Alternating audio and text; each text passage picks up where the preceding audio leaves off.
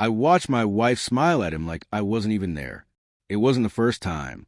But that day, something clicked. She worked with me at the same company. Just 1 month ago, I helped her get the job. We'd been married for a year. No kids, just plans. We wanted to buy a house, build something real. But instead, I found out she was sneaking off after work. Not staying late like she told me. She was going to this place. My boss, the man she couldn't stop talking about. The one with a fancy car and fake charm. She said I was imagining things. Said I was jealous. Said I was insecure. So I stayed quiet. Until the day I opened her phone. And the day after that, I became her boss's boss. Now she's out of my life. He's demoted. The house? The car? All in debt. And me? I walked away clean. It was my idea to get her the job. We'd been married for just over a year. Things were fine, I guess. Normal. We didn't have kids, but we talked about getting a house someday. Maybe a dog. She said she was tired of sitting at home and wanted to feel useful. I said, "Why don't you come work with me?" There was an open assistant role in the marketing department. Entry level, nothing special, but steady pay. I had been working at the company for 5 years already. I wasn't the top, but I had some pull. I ran one of the departments, had a decent team, and people respected me. So I pulled a few strings and got her in. No tricks, no cheating the system. Just a quick talk with HR and a little push. Her first day, she wore a tight beige dress. Hair curled, makeup perfect. She looked good, I'm not going to lie. A few people gave her long looks, especially the guys. I didn't like it, but I didn't say anything. She was my wife. I trusted her. She spent most of the day shadowing someone else. But during lunch, she came to my office, excited. "I met your boss," she said, smiling a little too much. "That's the one with the Audi, right?" "Yeah," I said. "That's him. He seems important." I just nodded and went back to my sandwich. Over the next few days, she kept talking about him. Not in an obvious way, but it was always little things. His car, his suit, his house that she looked up online, a big place outside the city. "Can you imagine living like that?" she said once. "We really should start aiming higher." I laughed it off. "We're doing fine." She didn't answer, just looked out the window and said, "Fine isn't good enough forever." By the second week, I noticed something else. She started dressing differently. Tighter clothes, more makeup, lipstick she never used before, that bold red kind. She said it made her feel confident. I didn't argue. Everyone has the right to feel good about themselves. But then I saw the way she looked at him, the way she smiled, the way he smiled back. At first, I told myself I was imagining it. Maybe I was being paranoid. I'd never been the jealous type, and I didn't want to start now. But something felt off, and it didn't go away. I think it started with the car. It was a black Audi Q8. Not brand new, but spotless like it had just rolled out a commercial. He always parked it right in front of the building, in a spot that wasn't technically his. But nobody said anything. He was a branch director. People avoided conflict. My wife began mentioning that car during her second week. At first, it was casual. A joke. "I almost got into his car by mistake today." She laughed. "Same color as yours. Only his is a Q8 and yours is a Q3, right? Not that different, I guess." I chuckled, said nothing.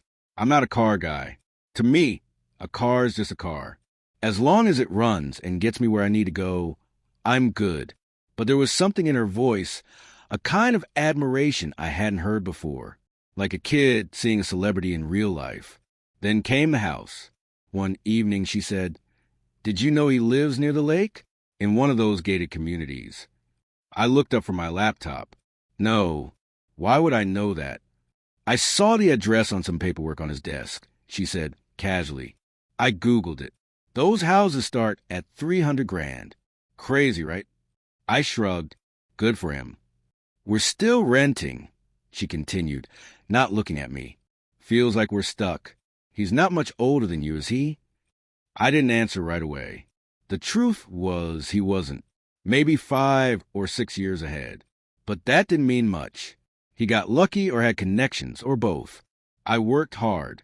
I never got any shortcuts. She glanced at me. Don't you ever feel like we should be aiming higher? That stung. Not because she was wrong. We were stuck in a small apartment with loud neighbors and a landlord who never fixed the plumbing.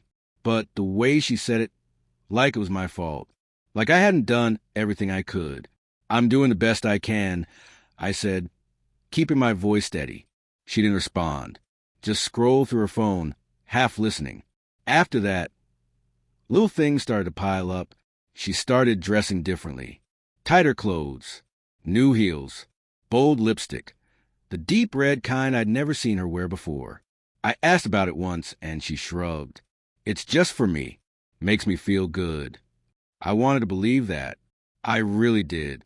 But then there were the glances, the laughs, the way she'd suddenly become quieter when he walked by in the hallway. One time I saw them talking in the break room. She was standing too close. Her hand touched his arm for just a second. It looked innocent. Probably was. But it didn't feel right. I brushed it off. Told myself I was being paranoid. Told myself I trusted her. Then came the comments. More direct. More frequent. His wife doesn't work, she said one night while we were washing dishes. I looked up. How do you know? He mentioned it in the break room. Said she stays home with the kids. Lucky woman. Maybe she's just not into working. I offered. Or maybe he's a real man who takes care of things. She didn't look at me when she said it. Just rinsed the plates and walked off. That night, I lay awake for hours. I kept asking myself the same question. Was I not enough? The next week, I noticed she started staying late. Work's piling up, she said. End of month reports. I believed her. Why wouldn't I? She wasn't even working in my department, and I wasn't the kind of guy to monitor my wife's every move. But something felt off. One night, I offered to pick her up. She said no, said she'd take a cab. I asked if everything was okay. She smiled and said, "Don't worry, babe. Just try and do my part." But the way she said it felt rehearsed. A few days later, I walked by her desk while grabbing coffee after hours. It was empty. No files. No documents. No sign of end of month anything. But she didn't get home for another 2 hours. At dinner, she talked about how stressed she was. "I think I'm not cut out for this kind of work," she said. "You want to quit?" I asked. "No, not yet. I like the people." She said it while texting, smiling at the screen. I didn't ask who she was texting. Maybe I already knew. At the office, my boss started acting strange too. He used to be cold, barely nodded when we crossed paths. Now he was warmer, friendly, even like he owed me something. Or maybe he was just trying to keep me blind. I didn't confront either of them. Not yet. I told myself I needed proof. But deep down, I think I just didn't want it to be true. It was subtle at first. Just small looks. Quiet laughs that seemed a little too long. Smiles that had too much in them. At least that's what I told myself. Maybe I was being sensitive. Maybe I was overthinking. But when it's your wife and it's your boss, you feel in your gut before your brain even catches up. It got harder to ignore. The way she greeted him. The way she fixed her hair when he walked into a room. The way her voice changed around him. Softer, higher, like she was trying to impress someone. I caught her once standing at the copy machine, laughing at something he said. Her hand brushed his jacket. He didn't move away. She didn't notice I was watching. At lunch, I asked her straight out, "What's going on with you and him?" She blinked. "What do you mean?" "You're always talking to him." Smiling. Laughing. "It's different." She rolled her eyes. "You're being dramatic." "I'm serious." She paused and smiled, that tired, fake smile people give when they think they're smarter than you. "He's my boss, too. Am I supposed to ignore him?" "No," I said, "but there's a line, and it feels like you're crossing it." She laughed, not kindly. "You're being jealous over nothing. Maybe you should focus more on your work and less on my smile." That hit hard. I didn't respond. I didn't want to argue at the office. But my chest felt heavy the rest of the day. That night at home, she acted like nothing happened. Cooked pasta, watched some show on her phone. I barely touched my food. My mind was stuck in that moment. The way she looked at me when I brought it up, like I was the problem. A week later, I stayed late for a report. Around 7:30, I went to the break room to get some coffee. The lights in most of the office were off, but I heard voices from the conference room. Low, hushed, too close together. I walked past slowly. The door was half closed. I saw them, sitting side by side. She was laughing again. He said something and she leaned in closer. It didn't look professional. It didn't look innocent. I didn't go in. I just stood there for a second, then walked back to my office like nothing happened. I sat at my desk, staring at the same spreadsheet for half an hour, heart pounding like I'd just run a marathon. I didn't cry. I didn't scream. I just sat there in silence, asking myself the same question again and again. What the hell is going on? When I got home later that night, she was already there, showered, calm, texting. I asked her how her day went. Long, she said, yawning. So much work. I'm exhausted. I nodded. Didn't say anything. I was afraid of what might come out if I did. The next few days, I started watching more closely. She kept saying she was staying late, that there was some campaign. They were finalizing something urgent. But I knew the project timelines. There was nothing that urgent, at least not in her role. And then something happened that changed everything. She left her phone on the couch one night while she went to shower. Normally, I wouldn't touch it. I never had. But that night, something told me to look. Not out of curiosity. Out of survival. I opened the screen. No password. I went straight to messages. His name was saved as M. There were texts from earlier that day. Things like, still thinking about yesterday. You smell amazing. Can't wait until Friday again. And hers. Same. I missed you today. He suspects something. I had to pretend to be tired. I felt like someone poured ice water down my spine. My hands were shaking, but I kept reading. They had been meeting after work. She'd go to his place for wine and come back hours later pretending she'd been working late. They joked about how clueless I was. She even said, "He's too soft to ever call me out." I put the phone down, walked into the bathroom, looked in the mirror. I didn't recognize myself. The next morning, I didn't say a word. I made breakfast, kissed her on the forehead. She smiled like everything was fine. But everything had changed. That day, I sat in my office and thought hard. About work, about life, about how far I'd let this go. And then I remembered the report I drafted a week earlier, the one for corporate, about the brand performance, about how our director, her new friend, was mismanaging everything, letting numbers slide, ignoring basic operations. It was supposed to be a soft report, internal only, but now I rewrote it, with proof, with detail, with dates and specific failures. I submitted it that afternoon, straight to the main office, bypassed him entirely. A few days passed. I didn't say anything to her. Let her keep lying. Let him keep playing his role. But I knew the storm was coming. And this time, I wasn't the fool. I was the fuse. The day the regional team arrived, the whole office changed. People dressed better. Meetings started on time. Even the coffee machine got clean for once. Everyone knew what was happening. The main office was sending inspectors. They'd be reviewing the branch performance, checking finances, interviewing department heads, and most importantly, deciding whether the current director, my boss, was staying or going. He tried to play it cool, walked around like usual, shaking hands, making dumb jokes. But I saw the panic behind his eyes. He knew he'd been sloppy, knew he hadn't been keeping up with half the responsibilities that came with the title. And now corporate had data. My report. I kept quiet. My wife had no idea what was going on. She was still sneaking off after work, still pretending to be tired, still texting him when she thought I wasn't looking. I didn't stop her. I just waited, and then the day came. The conference room was packed. Regional directors, financial analysts, HR from head office. Everyone sitting around a long table, folders in front of them, laptops open.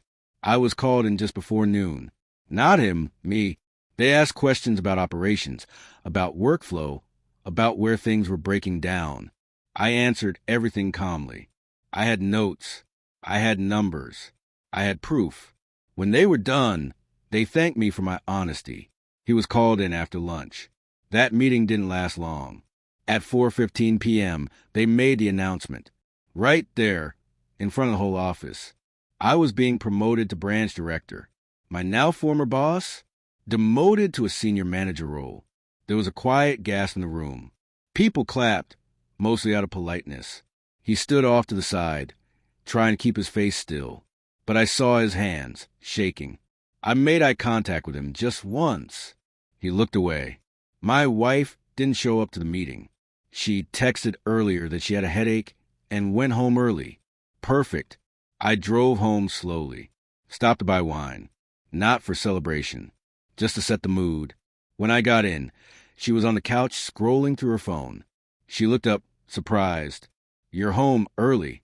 "Big day," I said, dropping the keys. "What happened?" "I got promoted." She blinked. "Wait, what? You're the new director?" I nodded. "Officially." She smiled, but it wasn't real. It was tight, confused.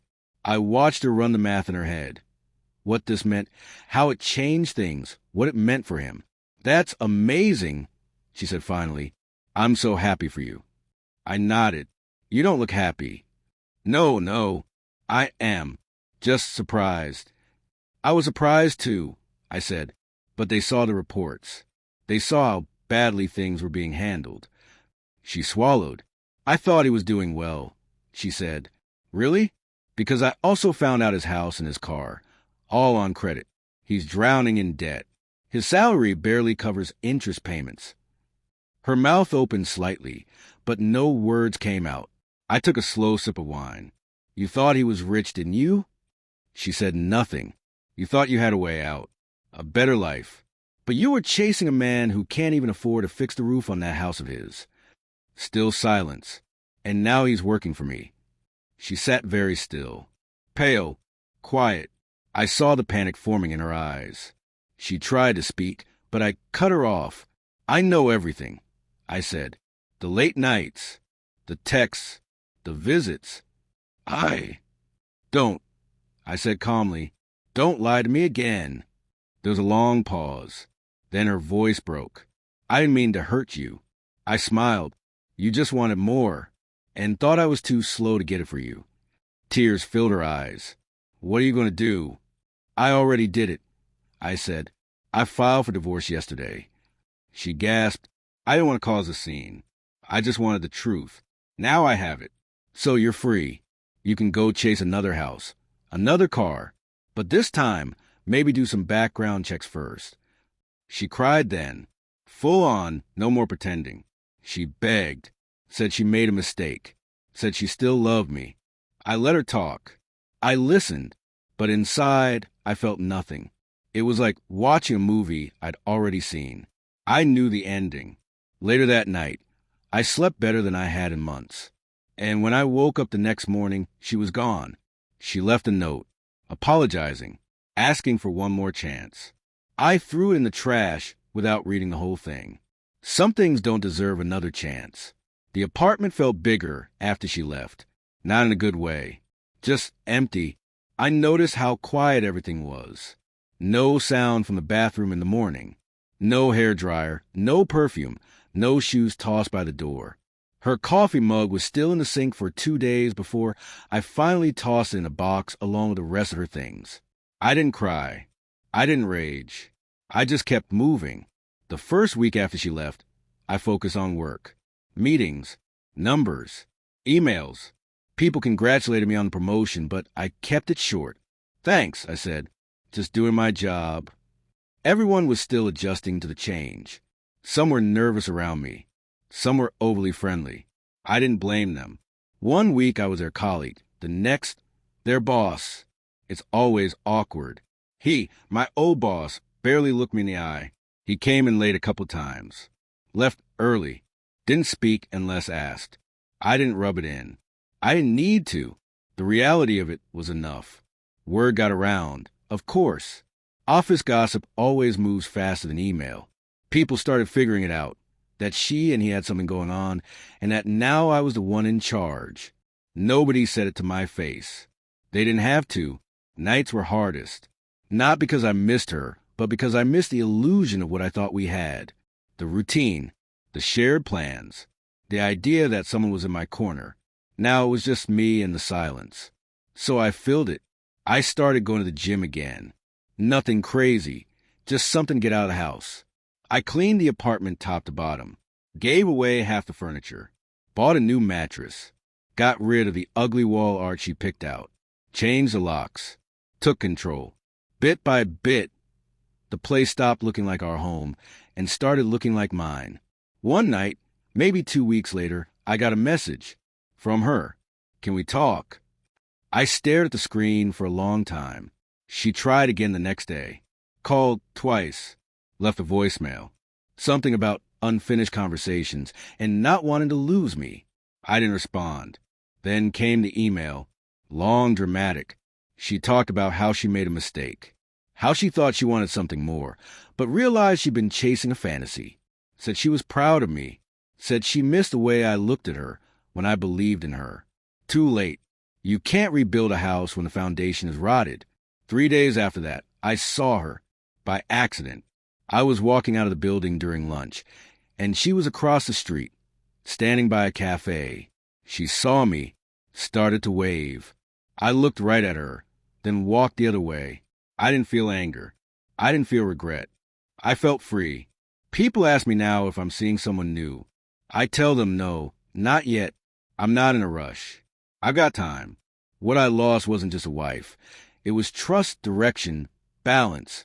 That takes time to rebuild. But I'm not broken. Not anymore. It didn't happen right away. I wasn't looking for anyone. After everything, I figured I'd need at least a year just to feel normal again. But life doesn't follow your timeline. Sometimes it throws people at you when you least expect it. Her name was Julia. We met at a car dealership, of all places. I was finally buying a new car, not out of revenge, not to prove anything, but because I could. I had the money, the position, and honestly, I wanted to treat myself for once. Something clean, something fast, something mine. She worked there not as a saleswoman, but in finance. Handled all the paperwork. Confident, sharp, no fake charm. When I sat down with her, we went through the numbers, but the conversation drifted. First time buying something like this? She asked. First time buying something for me. I said. She raised an eyebrow. Divorce? I smirked. That obvious?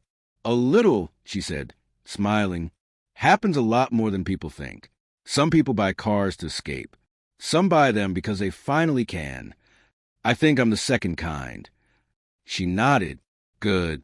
The first kind usually come back to trade in a month later. We talked a bit more. I liked her vibe. Direct. Smart. No games.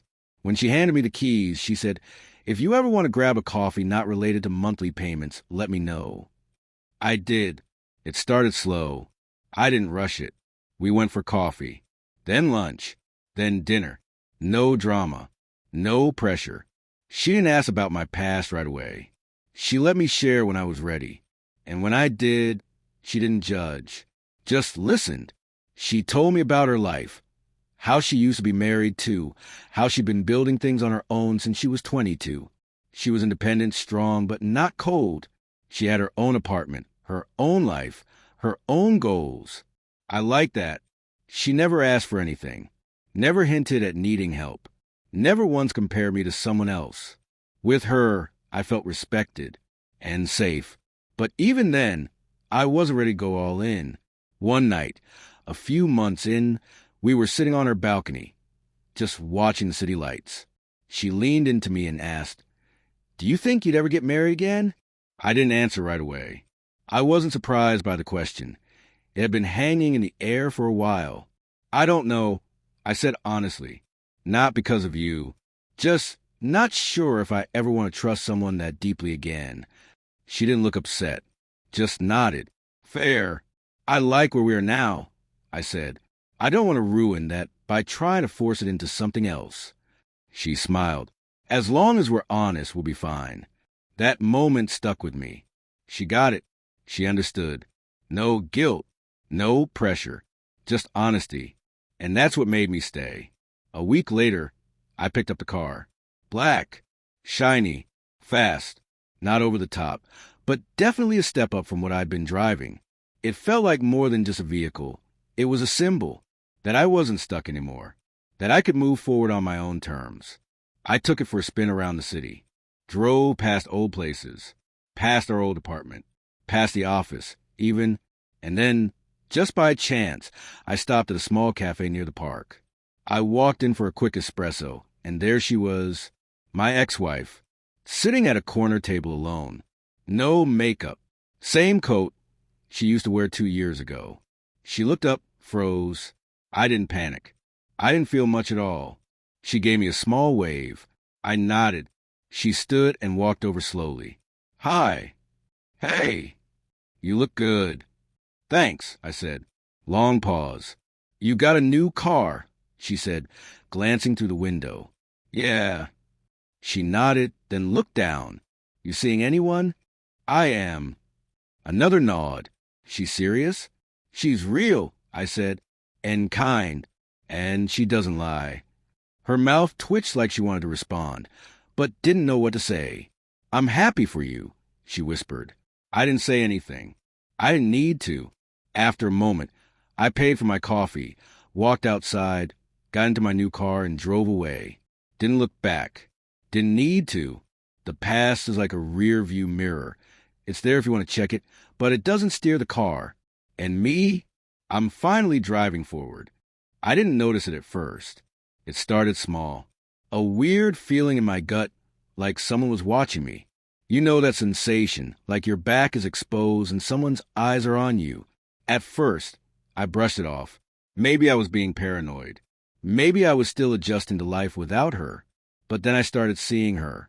Once outside the gym, across the street, she was standing behind a parked car, looking right at me. She didn't wave, didn't move, just watched. I got into my car and drove off like I didn't see her. But I saw her. Another time, I was with Julia. We were having lunch at a quiet spot near the office. We were laughing about something stupid. I don't even remember what, when I glanced over and saw her. My ex-wife, 2 tables away, hair tied back, wearing sunglasses inside. She was pretending to scroll on her phone, but her eyes were locked on us the whole time. I didn't say anything. Julia didn't notice. Or maybe she did and didn't want to make a thing, but that was the second time. And then came the third. I left Julia's place late one night, around 11. It had rained earlier. The streets were wet and shining under the streetlights. I walked to my car parked a block away. As I reached for the door handle, I caught something in the reflection of the window. Across the street. Her. Again. Just standing there. Alone. Still. I froze. This wasn't coincidence anymore. The next day, she messaged me. I miss you. I wish we could talk. I didn't respond. She tried again that evening. And the next. Each message longer than the last. She said she couldn't sleep. Said she regretted everything. Said she didn't know how to move on. I didn't reply. I wasn't trying to be cruel. I just knew where that road went, back to the same mess, the same lies, the same emptiness. I'd already buried that part of my life. I wasn't to dig it back up. Then she called the office. Didn't say her name. Told my assistant it was a personal emergency. I was in a meeting. Didn't pick up. When I called the number back later, blocked. That night, I came home and found something tucked into my mailbox. It was a letter, folded paper, no envelope. Inside, in shaky handwriting, I made one mistake. Just one. You didn't even give me a chance to explain. I see you with her.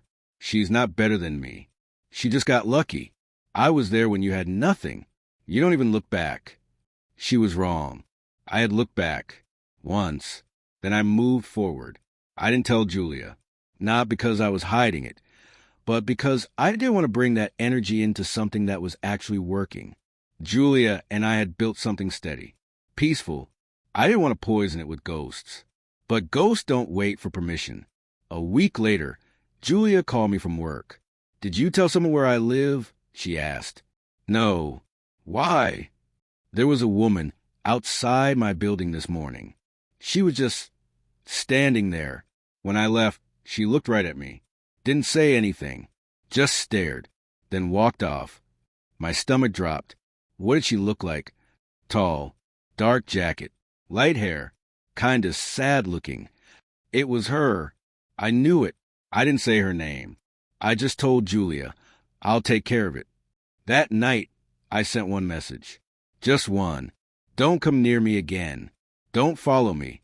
Don't show up where I live or where she lives. This is your final warning."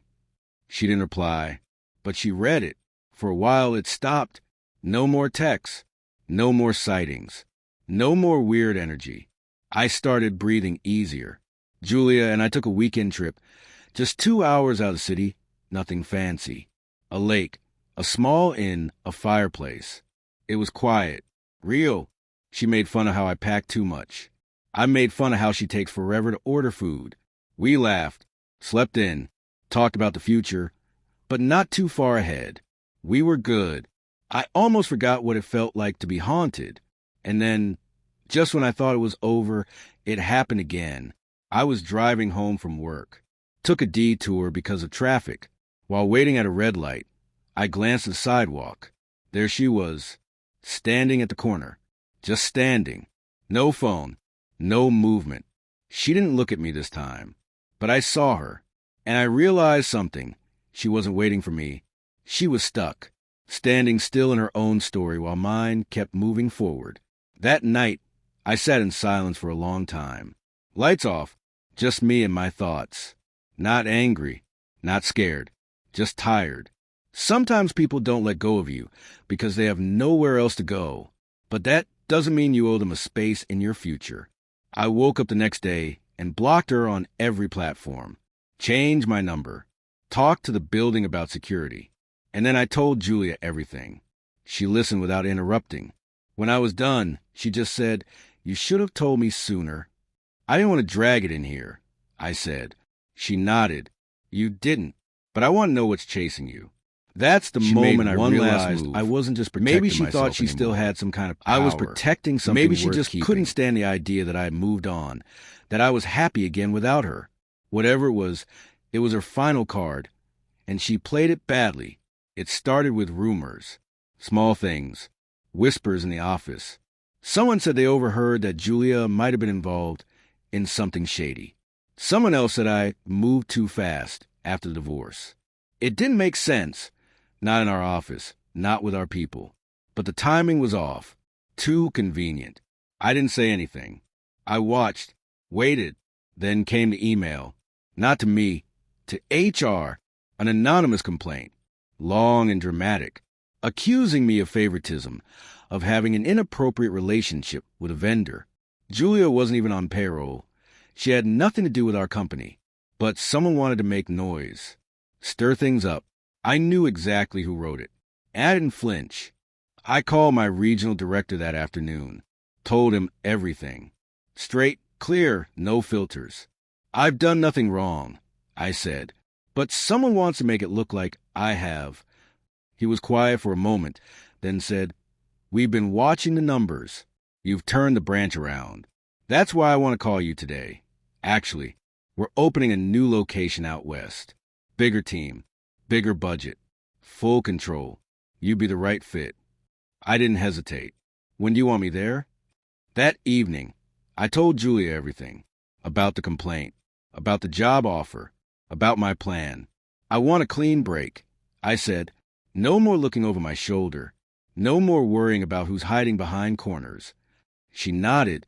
"I'll come with you." I smiled. I was hoping you'd say that. The next 2 weeks were a blur. I gave notice. Wrapped up loose ends. Didn't tell anyone where I was going, not even close friends at the office. Let them think I was burned out. Moving on. Quiet exit. I packed light. got rid of old files, deleted old emails, shut down my social media, new number, new email, even opened a new bank account.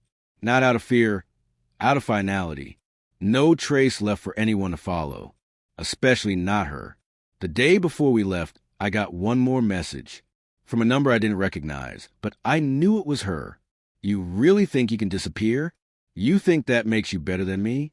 You'll always be running. I read it once, then I deleted it. I didn't reply, not because I was afraid, but because I didn't run. I walked away, by choice. The new city was quiet, different pace, different air. The new office was in better shape, but needed real leadership. That's what I gave them. Full focus, no distractions. Julia settled in easily, found work, found her rhythm. We made a place together, not rushed, not complicated, just real. No pressure, no secrets, no shadows. Sometimes I still think about the past, not in a painful way, more like checking a scar. It's there, but it doesn't hurt anymore. I don't check behind me when I walk to my car. I don't look for her face in the crowd, because she's not in the crowd anymore. She's gone, and I'm not. It was a normal Tuesday. Cold, gray, nothing special. I was in the middle of reviewing some numbers when an old colleague from the previous office called me. We hadn't spoken in months. He'd stay behind when I transferred to the new branch. We made small talk for a minute. Then he dropped it casually, like it didn't mean anything. Oh, you'll love this. Guess who just moved into my building? I leaned back in my chair. Who? Your ex. And him. The old boss. I blinked. Seriously? Yup. Small one-bedroom on the second floor.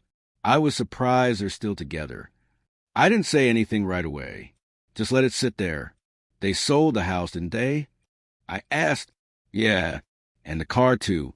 I don't know the full story, but I heard from someone in finance that the bank was after him for missed payments. Guess they finally got tired of pretending to be rich. I hung up after a few more pleasantries. Didn't rush to tell Julia. Didn't feel anything sharp or bitter. Just a strange calm, like hearing a weather report from a city you don't live in anymore. Later that night, I told her over dinner. They're still together. I said, living in a small place now. Julia raised an eyebrow. Really? Yep. Sold everything. She shrugged. Guess they finally got what they wanted. I smiled, or what they deserved. She didn't ask more. That's what I loved about her. No drama, no judgment. She didn't need to celebrate someone else's downfall to know we were doing okay. A few days later, I passed through my old city on a business trip, just for a meeting, in and out. But on the drive back, I took a turn through a neighborhood I hadn't seen in a long time. I ended up near their old house. Gone. Sold. New owners already did renovations. Fresh paint. New windows. The expensive gate he used to brag about was gone. I stopped at a red light. Across the street was a grocery store. And there they were. Her, carrying a small shopping bag. Him, behind her, pushing a cheap folding cart. She looked tired. He looked older. They didn't see me. I stayed in the car. And I didn't feel anything. No anger. No pride. No victory. Just distance. Like watching the final scene of a movie you already moved on from. I drove home. Quiet road. Sunset fading behind the hills. Julia was already in the kitchen when I walked in. She was making pasta, playing old songs on her phone. She looked up and smiled, real effortless. You're back early. Yeah, I said, walking over to kiss her. I missed home. Sometimes life gives you closure in ways you don't expect. You don't always get an apology. You don't always get revenge. Sometimes you just get peace. And if you're lucky, someone to share it with.